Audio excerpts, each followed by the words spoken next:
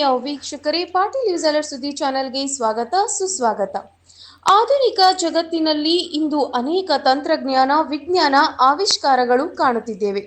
ಇವೆಲ್ಲವೂ ಕೃತಕವಾದರೂ ಆದರೆ ನಿಸರ್ಗದತ್ತವಾಗಿ, ದೈವದತ್ತವಾಗಿ ಮನುಷ್ಯ, ಪ್ರಾಣಿ, ಪಕ್ಷಿ ಜನ್ಮ ತಾಳುವುದು ಸಾಮಾನ್ಯವಾಗಿ ಕಾಣುತ್ತಿದ್ದೇವೆ.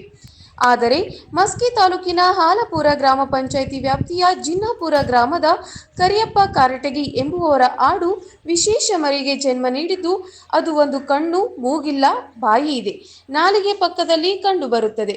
ಇದು ಆಂಜನೇಯ ಹೋಲಿಕೆಯಂತೆ ಕಾಣುತ್ತಿದೆ. ಆಡು ಮರಿಗಳು ಈ ರೀತಿ ಜನ್ಮ ನೀಡುವುದು ತುಂಬಾ ಅಪರೂಪ. ಈ ರೀತಿ ಎಲ್ಲಿ ನಾವು ನೋಡಿಲ್ಲ, ಕಂಡಿಲ್ಲ ಎಂದು ಆಡಿನ ಮಾಲೀಕ ಕರಿಯಪ್ಪ ಕಾರಟಗಿ ಹೇಳುತ್ತಾರೆ. ಈ ಒಂದು ವಿಶೇಷ ಆಡಿನ ಮರಿಯನ್ನು ನೋಡಲು ಅನೇಕ ಜನರು ಬರುತ್ತಿದ್ದಾರೆ ಎಂದು ಹೇಳಿದರು.